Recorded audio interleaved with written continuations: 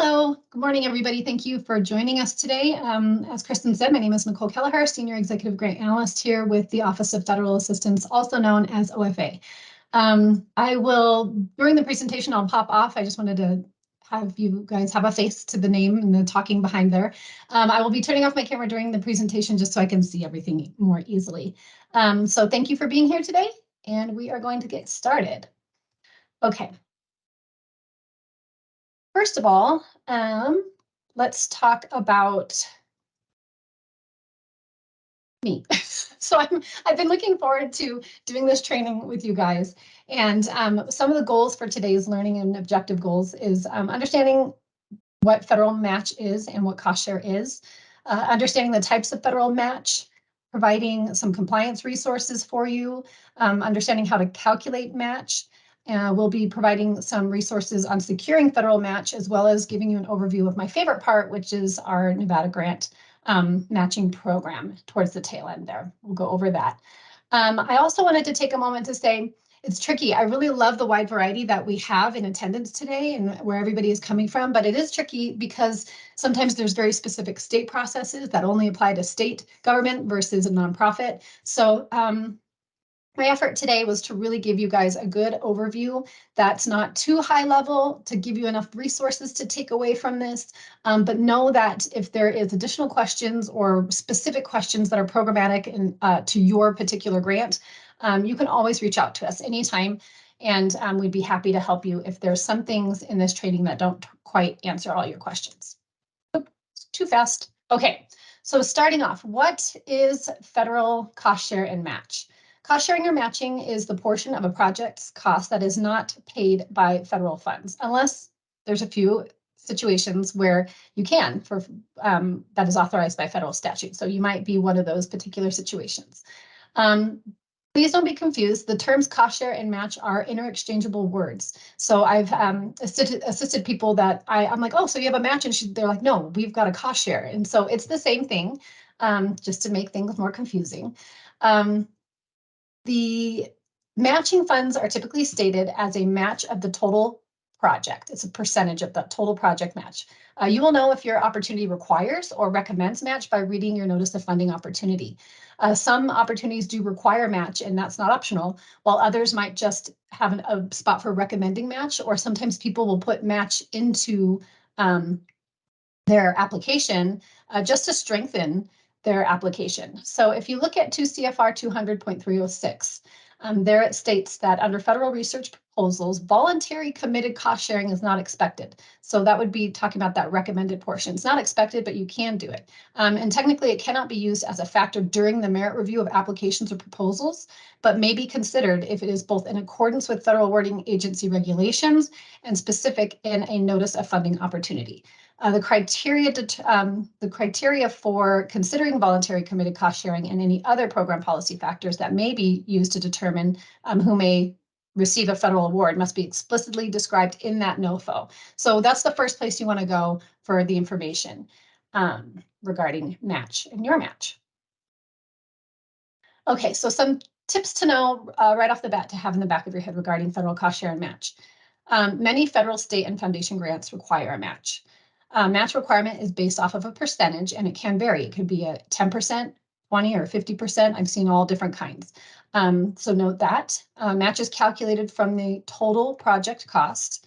Many of the rules governing match are consistent, so that's really great, but it can vary by the specific funding source. So you being the subject matter expert on that NOFO, and when you get that award, making sure you keep those and you reference them often will be really helpful. So you always want to check with your funding source first. Okay, so this is a super text heavy slide, and I really just made it more as a resource for people that are in match or work with match a lot. So basically it's just the address points in the Code of Federal Regulations, and it's a quick key. So if you are needing some assistance and you're digging in to figure out, hey, how does indirect cost share work with my match? You could use this as a reference and see that right there. It says indirect cost share and match, and it gives you resources and locations per CFR where you could go to look at that targeted sliver of information. But remember that you need to take it in a context of the whole 2 CFR 200. So You might go to that one spot, but know that other things like allowable cost principles, things like that might also play into that match. So making sure that you take a comprehensive approach to looking. But I just wanted to give you this, guys, little resource. Some people might like to print it, pop it up in their office. Federal match share and compliance criteria. There at the top, you can see what 2 CFR 306 says. We are going to go into the 7 key overarching things for criteria regarding match. So it needs to be verifiable from non-federal entities' records. Not included as contributions for any other federal award. Your match should be necessary and reasonable for accomplishment of your project or program objectives. Allowable under federal government cost principles, subpart E.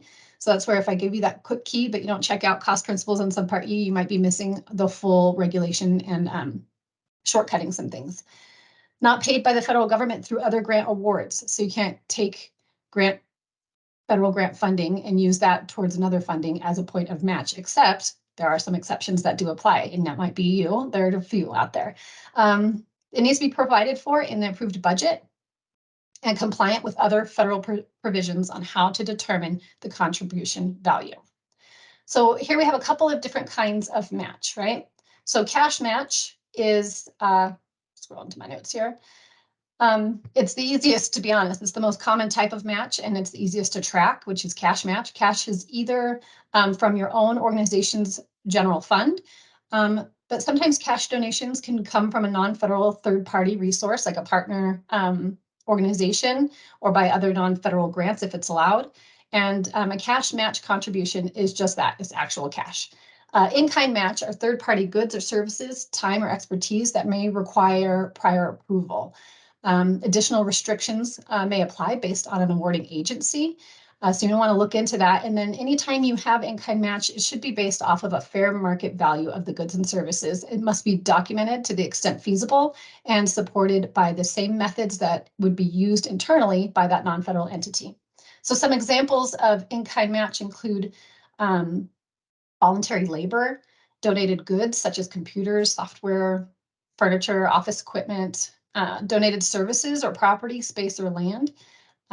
You can also use indirect cost as a form of match. Program income can be used as a match. And something that's important to keep in mind is overmatch. So I've seen people overmatch in programs before, and you can overmatch.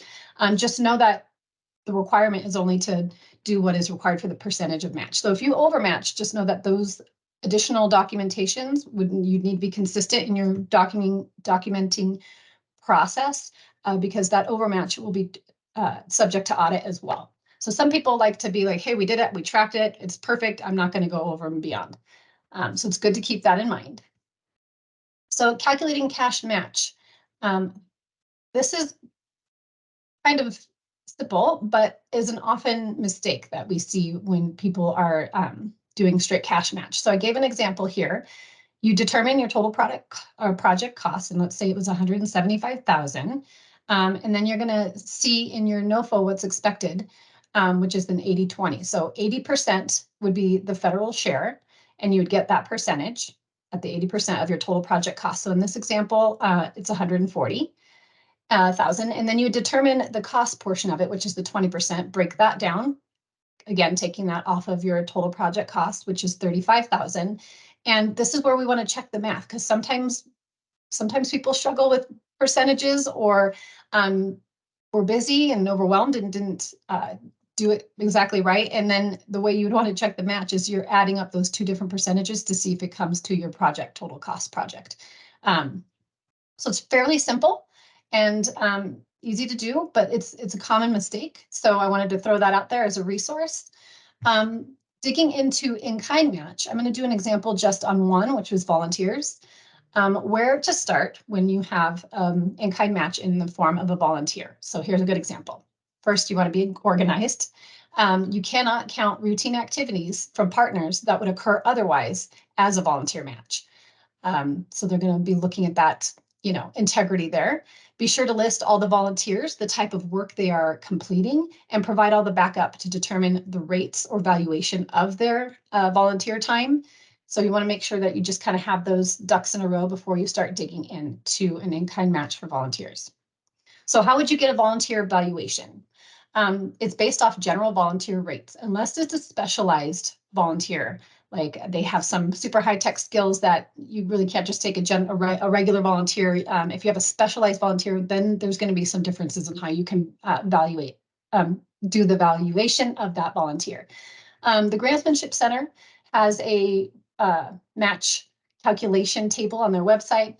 The independent sector will also give you nationwide dollar values for volunteer, and it'll break it down by state as well. So here in the state of Nevada, you would want to look at what that going rate is, and you would want to have backup information as to why you came to that dollar amount per hour for that volunteer. It can also be based off the granting agency. So allowable volunteer wage rates may be determined by that granting agency, and you want to check that first, because then that's already been done for you, and that's what you need to do, and have that backup documentation as well. If it's not set by a granting agency, rates for volunteer services should be paid for similar work performed by the paid staff, or the federal rate or the state rate that's going. If there's no comparison possible, rates should be consistent with those that would be paid for similar work in the labor market. And you can check that out also with the link here at the Bureau of Labor and Statistics. Okay, so something that's a common finding with in-kind match when audit happens is just not enough tracking, not enough backup information of how you got there. And so it's good to think who, what, when, where, and how when you start with any kind of match, not just volunteer match, but this is our example here. So who is the source? You want to show and demonstrate that the contribution is from an acceptable donor source. And this is really important for audit purposes. What exactly was donated? In this situation, we're talking about volunteers, but in other in-kind, you would want to expand upon that. Demonstrate that what is being used as match is suitable for that match. You want to be specific and show how it relates to the management plan and the work plan for your opportunity or your award. Now you're going to have backup documentation on how that value was determined. And it's probably good to have a couple of sources of backup documentation. Maybe you take an average and you just need to explain how you got to that valuation for those volunteer hours and time. And it should be based on standard objective sources rather than, best guesses. Who verifies the information? So when you have any kind of match or a volunteer match, you're going to have somebody certifying that the information is correct. Maybe it's a supervisor that signs off on time that's been tracked for that volunteer, and you want to make sure that it's true and correct. Okay. So here we are at tracking. So tracking is essential, and it must be done with all forms of match. If you're doing cash, in-kind, program income, indirect, you want to track that very, very well. Sometimes we get tunnel vision when we focus really heavily on managing the grant and tracking the declining balance spreadsheet and those types of things, and then the match kind of goes off into its own land. So you want to make sure you keep that all together. Volunteer services need to be documented and, to the extent feasible, supported by the same methods used by the recipient for its own employees' time and attendance records. Do not allocate donated time or other resources to more than one grant. This project is known as this practice, is known as double dipping. So time or resources spent on one project should only be counted as in-kind match for that single grant. Remember to document these areas when tracking in-kind contributions. So federal accountability and match, what does it say here at 2 CFR 200.333, requires that recipients of federal funds retain records in order to provide historical evidence and proof of accomplishments. Verify matching where requirements are met and document the exact sources of match. You want to track that match and you want to review it and review that information for future reference and program evaluation. Basically, prepare for an audit and other accountability measures. So in this example of volunteers, all volunteers' hours used as in-kind match should be supported by signed timesheets or attendance records. The most important information to track is the number of hours of work completed and the kind of work being done. It is also important to have a defensible system for calculating the monetary value of the volunteer time. Documents to keep include, this gives you some idea of what you're doing for backup is, let's say it's event sign-in sheets. You're tracking the actual time of attendance or signed timesheets with a supervisor's signature. Documentation of how you calculate the monetary value of that volunteer time. We're kind of being a little redundant here, but we just make sure we hit all the points. And then the volunteer position descriptions, if applicable, and volunteer personnel files, if applicable as well. So here's an example of just a simple tracker for volunteer time. It doesn't have to look exactly like this, but have similar content and information on there. You want that project, that program or project name, the job title or function, the volunteers' names, and then they're going to fill this out. You're going to want to make sure you put in the dates, the months, the year, make sure that's everything that's being tracked or donated is within that period of performance. And additionally, what they really like to see is that kind of checks and balance, where here at the bottom, you're showing what's the total in kind, the rate per hour, and it's signed off by that volunteer. In this situation, this one says employee signature, but also that supervisor as well. Okay, so you can also use a negotiated indirect cost rate agreement towards match. Using indirect cost rates via a negotiated indirect cost rate agreement, also known as a NICRA, can be used to fulfill some or parts of that federal match requirement. So in this situation, for example, we have a federal grant and there's a match requirement of 25%. So the federal grant amount total, the total project cost is $1 million here. And so 25% of that is $250,000. So that's what you would need to come up with for your match. If you, let's say hypothetically, you had a NICRA at 22%, 22% of that indirect cost towards that $1 million is $220,000. You can use that, the $220,000, for meeting match requirements, but you're not quite there, right? So you need to get to 250. So there's a little bit of a difference there, but that difference you can pull from other resources such as cash. But it frees up a whole bunch of cash when you have a negotiated indirect cost rate agreement and you utilize that as match. So keep that in mind as well if that applies to you. So we are going to dig into some strategies in acquiring match. Tips for acquiring cash match. You're going to want to seek specific grants or donations that are designed for that purpose. So you want to have some alignment, and typically donors or repeat funders in match are more likely to give gifts more willingly when there is that alignment and when their contributions are leveraged for a larger purpose. Non-federal governmental contracts can be used as match as well. For example, tribes can tap into the Indian self-determination funds or self-governance programs as cash match as well. Another strategy for acquiring in-kind match is to select the best partners that are in alignment with the federal funding or the program or project that you will be completing. So sometimes it might be a university, corporate partners, business partners, nonprofit partners, tribes, governmental departments, community partners, or actual individuals. So here we have several resources for securing federal match. Finding sources of federal match and meeting required match can be a barrier to receiving federal award dollars. So here we have a list of some potential federal match resources to seek out as applicable. So you can use program income that you have as match. So let's say your grant generates income, you can use that. There is something called the Nevada Infrastructure Bank. Their mission is to be a boutique lending facility, a first choice for innovative special projects in the state of Nevada.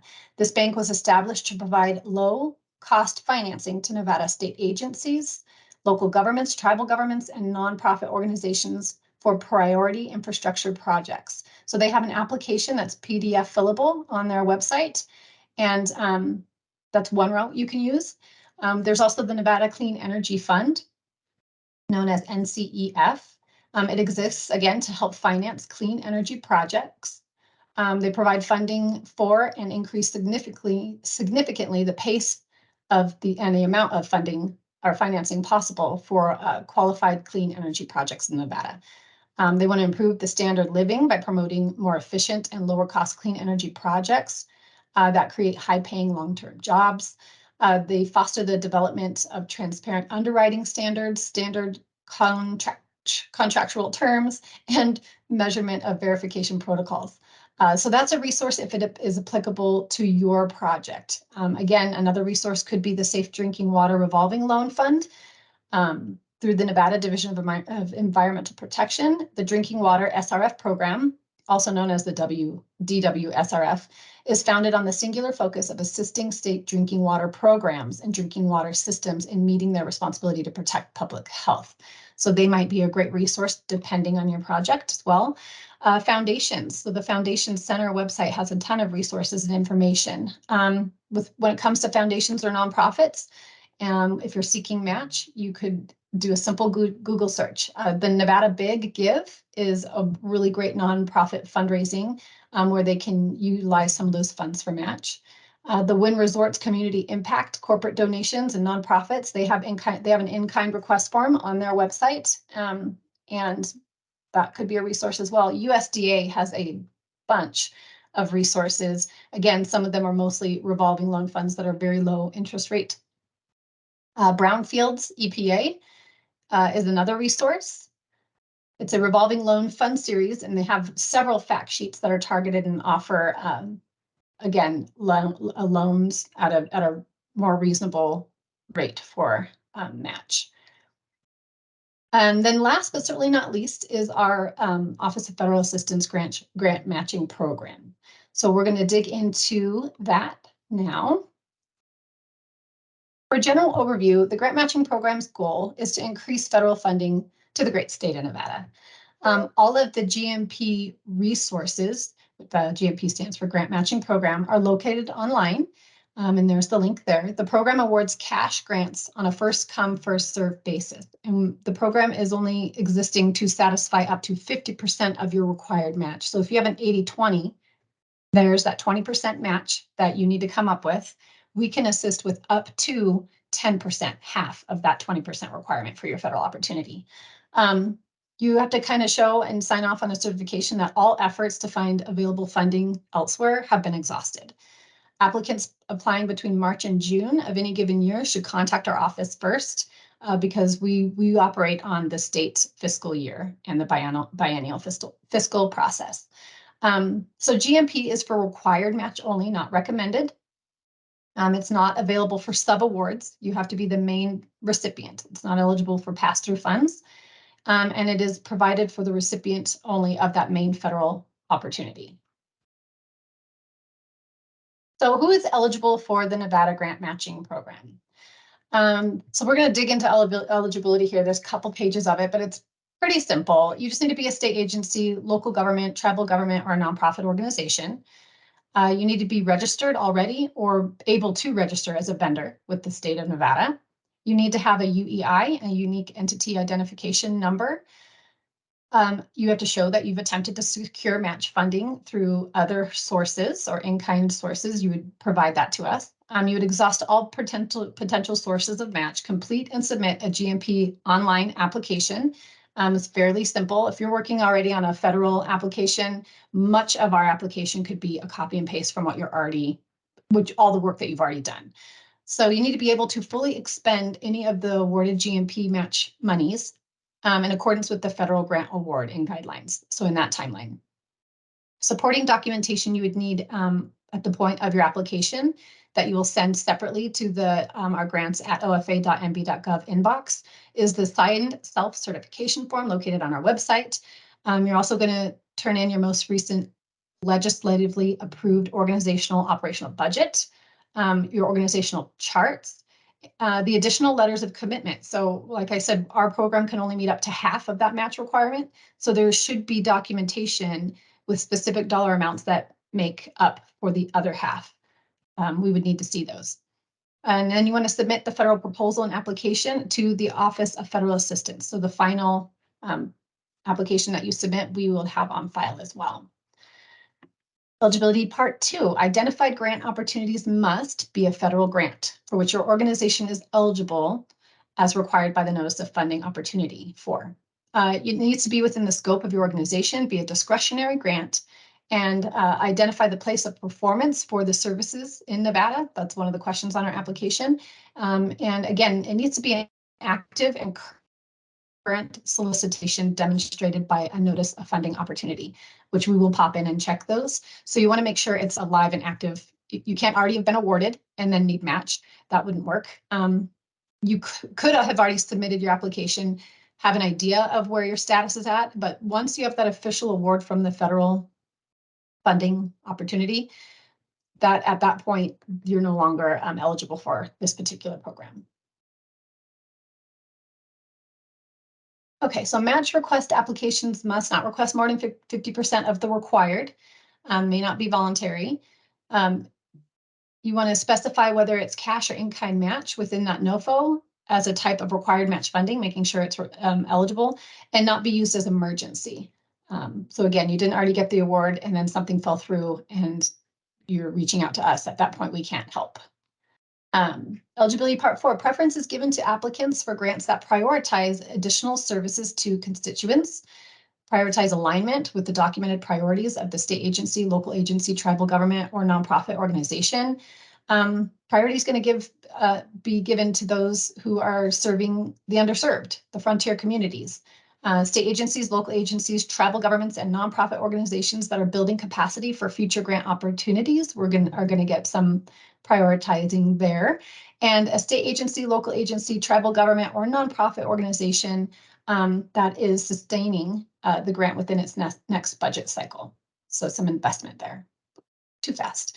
Okay, so there are 6 steps in the process of our grant matching program. Application review, pre-award, award, post-award, and closeout. Looks very similar to a normal grant life cycle.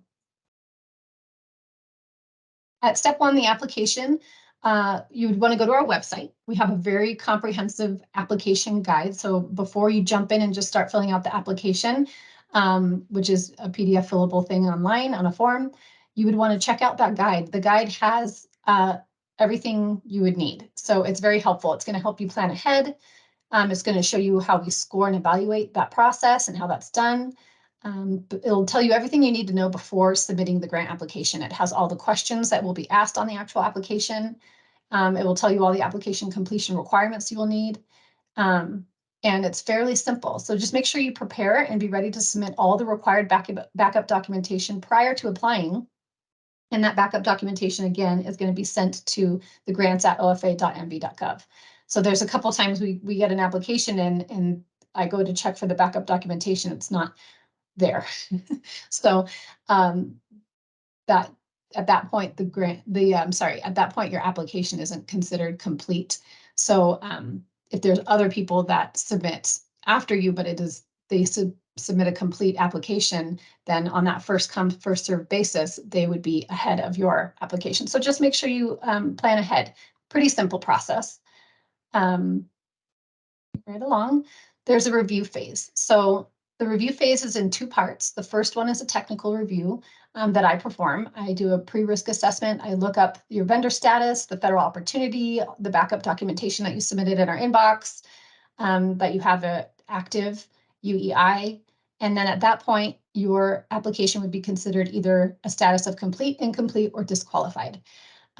Assuming it's complete and perfect, we move on to the review part 2, where we have 3 anonymous reviewers review the package, and they're provided a scoring sheet. And that scoring sheet will generate a percentage, and you would need to have a percentage of 60% or higher to pass and move on to the next step. If you did not pass, you can request a secondary evaluation request where we will get 3 different anonymous reviewers.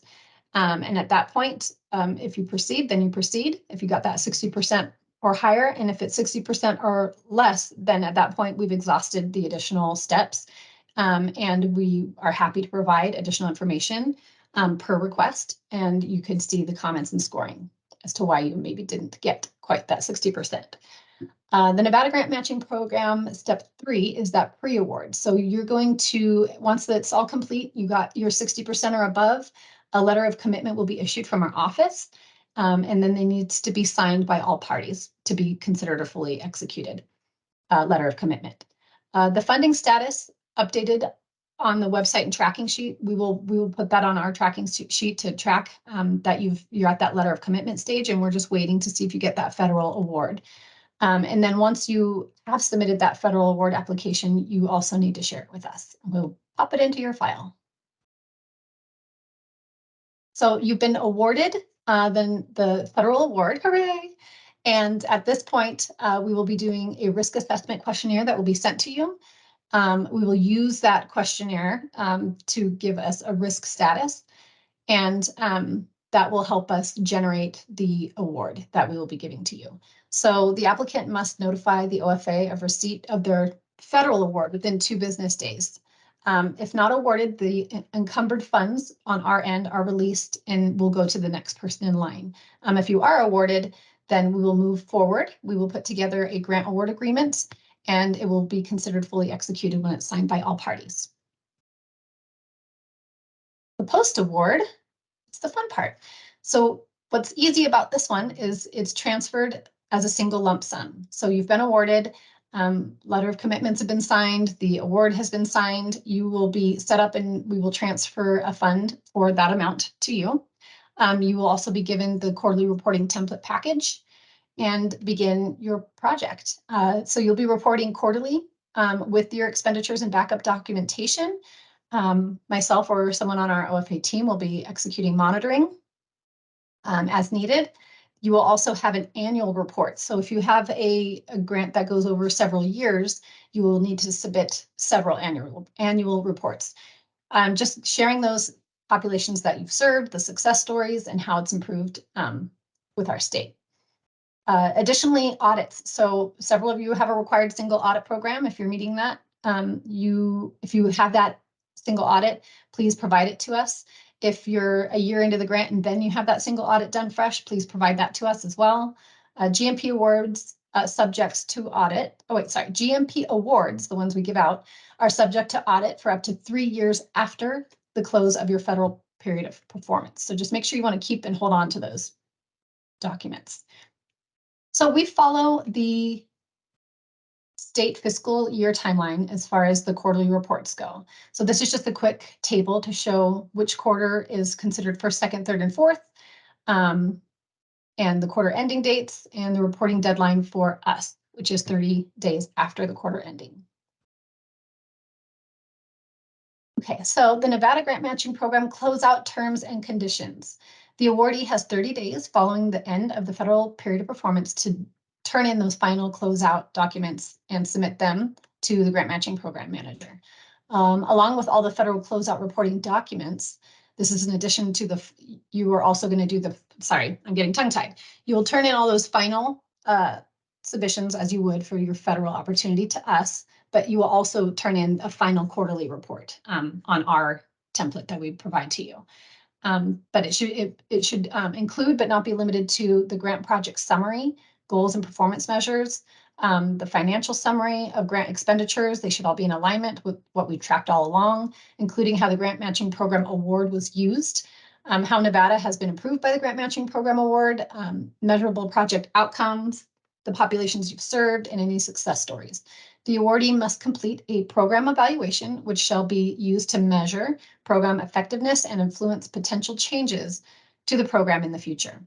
The grantor shall provide the evaluation to the awardee at the end of the reporting period. The awardee shall have 30 days to complete the evaluation and turn it in to us. So closeout and record retention, the awardee must contain or retain all of the documents related to the Grant Matching Fund Award, including the application, notification, award documents, reports, correspondence, and any other associated documents for at least 3 years after the period of the performance for the federal grant has ended. Okay, so that's pretty much all of that in a nutshell. We have additional resources on our website under frequently asked questions that are broken down by pre-application, post-application. It provides definitions, technical assistance, match the program, the review, and the timeline. So if you go to our website, you can check out frequently asked questions and always reach out to our office. We're happy to assist in any way we can with grant matching and anything else actually. But with this grant matching program, definitely reach out to us anytime.